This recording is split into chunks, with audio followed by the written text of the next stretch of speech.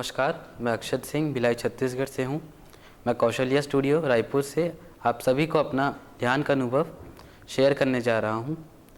ध्यान में मैं अपनी मदर के द्वारा आया था। मैंने ध्यान करना 16 सितंबर से शुरू किया, 16 सितंबर 2020 से।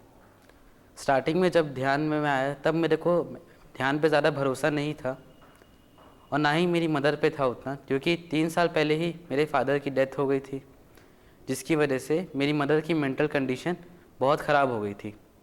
तो मुझे वही लगा कि फिर से कोई अंधविश्वास है और कुछ दिन बाद ये भी चले जाएगा।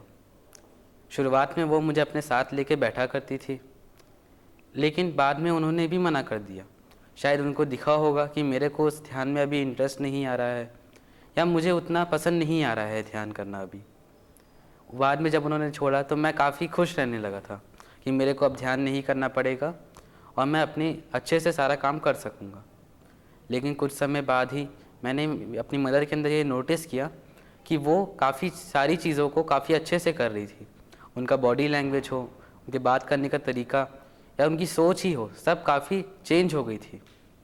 वो अपने हर एक डिसीजन में और हर एक वक्त खुश रहने लग गई थी। इन सारी चीज़ों को देखकर मैंने भी ध्यान करना शुरू किया और ध्यान का मेरा सबसे पहला अनुभव था एनर्जी का आना और एनर्जी को फील करना।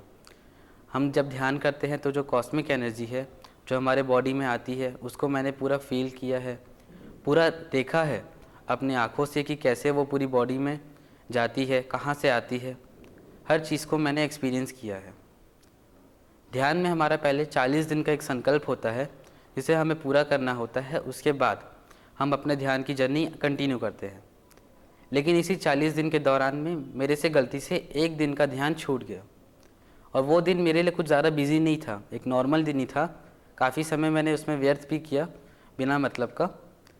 लेकिन जब वो दिन गया तो उसके अगले दिन ही मुझे पूरे दिन बस एक ही थॉट ने परेशान किया कि जब मैं अभी अगर अपनी ज़िंदगी का एक 15 मिनट का ध्यान नहीं कर पाया तो जब आगे जाऊंगा तो आगे इतने बड़े बड़े काम और इतना सारा अपने पैशन को कैसे फॉलो करूंगा।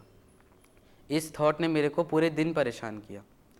तो अगले दिन जब मैं ध्यान में बैठा तो मैंने एक संकल्प लिया कि आज के बाद मैं कहीं भी हूँ, कैसी भी स्थिति में हूँ, मैं अपनी उम्र के जितना ध्यान तो करूँगा ही करूँगा। अपना फिर ध्यान के 40 दिन का एक और संकल्प लेकर शुरू किया मैंने। उसी 40 दिन के दौरान में रायपुर में पत्री सर आए थे, तो वहाँ पे भी आके मैं उनसे मिला। उनके साथ मिलके भी मुझे काफ़ी अच्छा लगा। नवंबर में पत्री सर आए थे और जब हम लोग वापस भिलाई जा रहे थे तब हमें दिसंबर में वापस करताल जाने का भी मौका मिला। तो तब मेरे 40 दिन पूरे ही हुए थे कि मुझे करताल जाने का मौका मिला। तो तब वहाँ पे जो एक ध्यान का कंटिन्यूस हुआ मेरा, तो उसके बाद से आज तक ध्यान नहीं छूटा। तो तब मैंने एक अपना नया हॉबी स्टार्ट किया था, राइटिंग का। मैं अपने लिए राइटिंग के थॉट्स या फिर कोई से भी स्टोरी टाइप लिखता था। तो मेरी मदर ने सजेस्ट किया कि तुम जाके इसे पत्री सर को भी दिखाओ। तो जब हम लोग सब पूरी टीम मुंबई की और छत्तीसगढ़ की साथ में गई थी पत्री सर से मिलने, तो जब वहाँ पे मिले तो सर ने मेरे को एकदम आखिरी में समय दिया। एंड में जब सर ने पूरी डायरी पढ़ी, एक एक थॉट पूरा पढ़ा और अपने साथ जो भी उनके मास्टर्स बैठे थे सबको दिया। सर ने उस वक्त मेरे टैलेंट को काफ़ी प्रेरित किया, काफ़ी अप्रिशिएट किया उस चीज़ को, और मास्टर्स का नंबर भी दिया कि इनके साथ हमेशा टच में रहना और अपने इस राइटिंग के पैशन को कभी मत छोड़ना, क्योंकि ये जो तुम आज लिख रहे हो ये आगे जाके आने वाले यूथ के लिए एक बहुत अच्छी किताब बनेगी। ये बात कह के सर ने मेरे को करताल में एक अपनी बुक भी दी पढ़ने के लिए, जो उन्होंने खुद ही लिखी थी, जिसका नाम तुलसी वनम था। उसके बाद वहाँ करताल में हमें एक और मौका मिला टूर के जाने पे, अलग अलग जगहों पे पिरामिड्स का एनर्जी का अनुभव करने के लिए, जैसे ओमकारेश्वर पिरामिड, हनुमान पिरामिड, सदानंद योगी जी के आश्रम में जाकर ध्यान करने का मौका मिला। तो जब हम लोग निकले अगले दिन सुबह, तो जाके रात में सदानंद योगी जी के आश्रम पहुँचे। उस आश्रम के थोड़ी ही दूर में उनकी समाधि थी।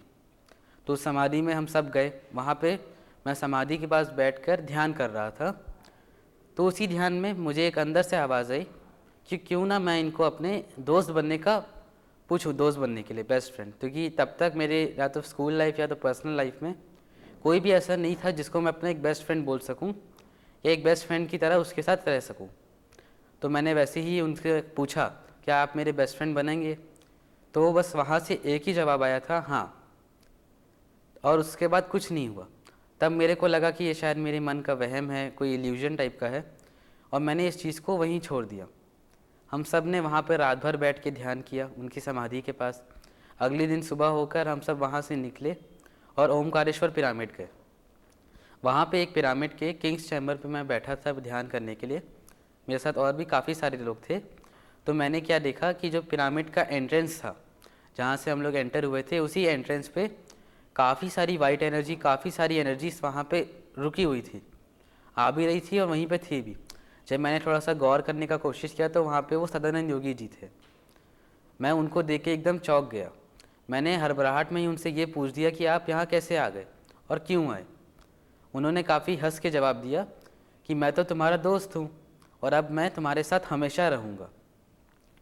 ये एक्सपीरियंस मेरा करताल 2020 का सबसे अच्छा एक्सपीरियंस था। और आज भी जब भी मैं कुछ काम करने जाता हूँ या कहीं अकेला घर पे रहता हूँ तो मुझे उनकी प्रेजेंस हमेशा फील होती है।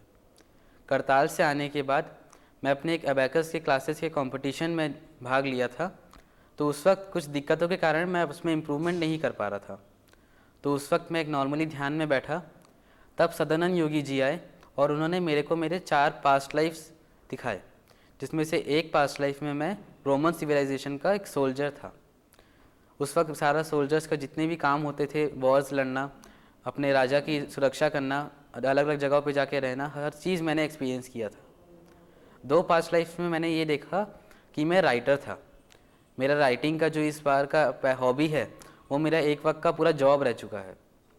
लेकिन उस वक्त मेरी कुछ दिक्कतों के कारण मैं उस जॉब को खुशी खुशी नहीं जी पा रहा था।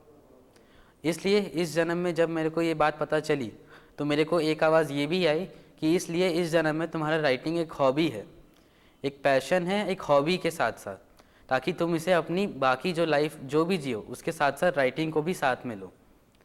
और इसलिए उस जन्मों के कारण जो मेरे पास्ट लाइफ थे, मेरा इस जन्म में भी शब्दों के साथ खेलना, हेर फेर करना, या कुछ भी राइटिंग के लिए कोई भी टॉपिक अगर हमें बचपन में मेरे को स्कूल में भी दिए जाते थे, मैं काफ़ी अच्छी वर्डिंग के साथ काफ़ी अच्छे तरीके से लिखता था, जिससे टीचर्स को भी का विश्वास नहीं होता था कि मैं एक फर्स्ट क्लास का, सेकेंड क्लास का बच्चा इतना अच्छा लिख सकता है।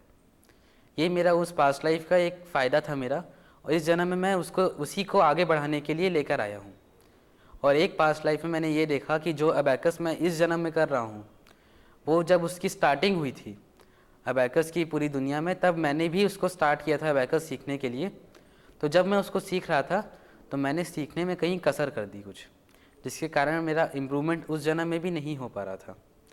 इसलिए जब मैं उसी पड़ाव पे इस जन्म पे आया तो मैं फिर से अटक गया था। तो मैंने जब उस ध्यान में उस चीज़ को देखा तो मैंने फिर अपना उस पर थोड़ा सा माफ़ी मांगा, जो कुछ भी था मैंने सब किया। उसके बाद मेरा उस कंपटीशन तो काफ़ी अच्छे से गया। उसके बाद अचानक से हमारे एक दिन अबैकस का एग्ज़ाम होता है। हमारा उसको आईजी ही के एग्ज़ाम से कहा जाता था। उसमें बाहर से सारे मतलब मास्टर्स और टीचर्स आते थे हमारा एग्ज़ाम लेने के लिए। तो तब उस एग्ज़ाम को मैंने दिया तो मेरा एग्ज़ाम अच्छे से गया। और जैसे ही मैंने उस एग्ज़ाम को दिया, मैं अपनी मदर को सब बता रहा था कि कैसे कैसे सब था। उसी वक्त बात करते करते ही मेरे मुंह से और मेरे अंदर से एक ऐसी आवाज़ आती है कि अब से तुम्हारा इस अबैकस के साथ कर्मा ख़त्म।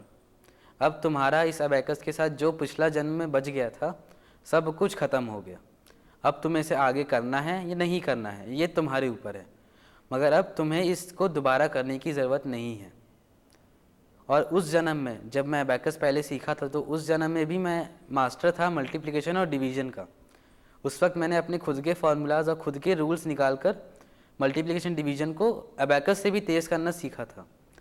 इसलिए जब मैं अबैकस एक बार किया था तो उसी को करते करते अचानक से वो सारे रूल्स, सारे फार्मूलाज जो मैंने उस जन्म में बनाए थे, सब अपने आप आने लग गए मेरे माइंड में। मैं उसे तुरंत लिख के जब मैंने उसे अप्लाई किया तो सच में वो अबैकस से भी काफ़ी फास्ट में मल्टीप्लिकेशन और डिवीज़न कर पा रहा था। इस चीज़ का स्कूल में भी मेरे को काफ़ी फ़ायदा हुआ। जब ध्यान में आया तो पता चला कि ये मेरे पिछले जन्मों का था, जो मेरे सबकॉन्शियस माइंड में बैठा हुआ था, जो अब जब वक्त आने पे निकल गया। उसके बाद अपना नॉर्मली ध्यान होते रहा, रोज़ 3-4 घंटा, 2, जब भी जितना भी होता मैं करता। ध्यान के साथ साथ मैंने स्वाध्याय का भी काफ़ी अच्छा उपयोग किया है। मेरी पहली बुक थी द 4 एग्रीमेंट्स। उसमें मेरे को ये पता चला कि जो हम बुक पढ़ते हैं या समझते हैं, या तो वो बुक में जितना भी नॉलेज दिया है वो सब हमारे लिए होता है, या फिर उस बुक में या तो सिर्फ एक शब्द या कुछ ही शब्द या कुछ लाइन ही हमारे लिए होते हैं। जैसे द 4 एग्रीमेंट्स में मेरे लिए सिर्फ 4 शब्द थे। डोंट टेक एनीथिंग पर्सनली, ये 4 शब्दों का एक एग्रीमेंट था। अचानक से ये पेज मेरे लिए खुलता है बुक में अपने आप, और जब जैसे ही मैं इन 4 वर्ड्स को पढ़ता हूँ, मेरे अंदर अपने आप एक आवाज़ आता है कि अब तुम्हारा इस बुक के साथ कर्मा ख़त्म, अब तुम्हें इस बुक का जो भी नॉलेज देना था तुम्हें मिल गया है। और जब मैंने इस चीज़ को आगे जाके गौर किया तो काफ़ी ज़्यादा ये 4 शब्द मेरी लाइफ में बहुत फ़ायदा किए मेरे लिए। मेरी लाइफ को स्मूथली जीने में और काफ़ी अच्छे से जीने में मेरे को बहुत मदद मिली। उसके बाद करताल में मैंने एक और बुक समझी जिसका नाम था कन्वर्सेशन विद महाअवतार बाबा जी। उसमें मास्टर पल्लवी ने अपने एक्सपीरियंसेस लिखे थे महाअवतार बाबा जी के साथ, जो भी उन्होंने बात किया, जो भी चैनलिंग के द्वारा जिनके साथ भी उन्होंने बात की, जो भी नॉलेज था सब था उसमें।